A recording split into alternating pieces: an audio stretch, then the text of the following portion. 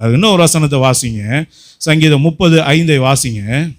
அவருடைய கோபம் ஒரு நிமிஷமும், அவருடைய தயவோ நீடிய வாழ்வு. ஆமென். சாயங்காலத்திலே அழுகை தங்கும். நல்லா கவனிங்க. சாயங்காலத்திலே அழுகை தங்கும், விடியற் காலத்திலே களிப்பு உண்டாகும். நல்லா கவனிச்சுக்கலாம். இங்க சாயந்தரம் அழுகிற ஆளுக்கு விடிய காலத்தில் கர்த்தர் என்ன பண்றாரு? களிப்பு. அப்படின்னா என்ன அர்த்தம்? நீ ராத்திரி அழுத பாரு என் சமூகத்தில், அதுக்கு காலையில் என்ன பண்ணிடுறாரு ஆண்டவரே? பதிலை கொடுத்துட்றார். அப்போ யாரெல்லாம் கர்த்தருடைய சமூகத்தில் போய் அழுகிறாங்களோ அவங்களுக்கெல்லாம் அடுத்த நாள் விடியும் போதே விடுதலை. நல்லா கவனிச்சுங்க. நீங்கள் சாயங்காலம் முடிஞ்ச உடனே அடுத்த நாள் வரும்போது என்ன வருது? விடிய காலம் வந்துட்டு தான் அடுத்து பொழுதே விடியுது. அப்போ விடியற் காலையிலேயே உங்களுக்கு பதில். நல்லா கவனிங்க. சாயங்காலத்தில் கர்த்தருடைய சமூகத்தில் அழுதிங்கன்னா காலையிலேயே பதில். அல்லேலூயா. மனுஷங்கிட்ட அழாதீங்க, மனுஷங்கிட்ட தோற்று போகாதீங்க. எந்த சூழ்நிலையாக இருந்தாலும் உங்களால் தாங்க முடியலையா போங்க, முழங்கால் படிக்கணுங்க. தேவனுடைய சமூகத்தில் உங்களை ஊற்றுங்க. நீங்கள் ஊற்றி பாருங்கள். உங்கள் வேதனை எதுவாக இருக்கட்டும், தனிமையாக இருக்கட்டும், பிள்ளைகள் பிரச்சனையா, குடும்ப பிரச்சனையா, வருமான பிரச்சனையா, எல்லா சொந்தக்காரங்க மூலமாக வர பிரச்சனையா, வேலையில் பிரச்சனை எதுவாக இருக்கட்டும், எல்லாவற்றையும் கர்த்தருடைய சமூகத்தில் வைத்து விடுங்க. அதுதான் சொல்லப்பட்டிருக்கு.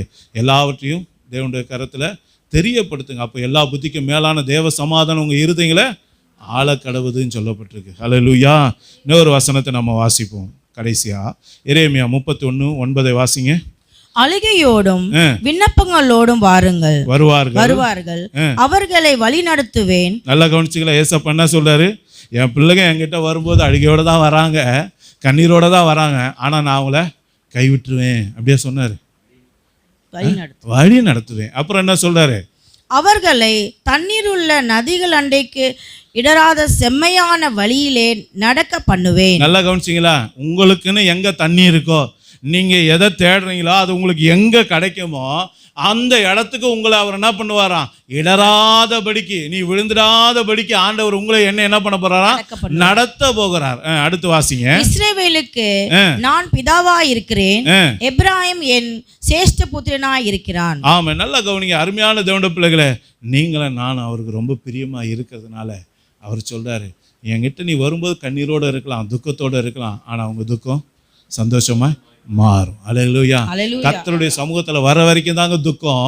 வந்துட்டதுக்கு அப்புறம் நீ எந்திரிக்கும் போதே எப்படி தான் எந்திரிப்ப?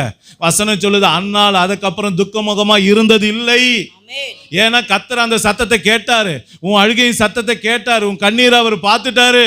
இனிமே உனக்கு ஜெயம்தான், இனிமே உனக்கு ஆசீர்வாதம் தான், இனிமே உனக்கு மகிமை தான். உனக்கு கர்த்தர் வாசலை திறப்பார், உனக்கான நீரூற்றை திறப்பார். நீ மகிமையாக ஆசீர்வாதமாக உன்னோட வாழ்க்கையை நடத்த போகிறாய். இன்றையிலிருந்து கர்த்தருடைய கரம் உனக்கு பெரிய காரியங்களை செய்ய போகிறது.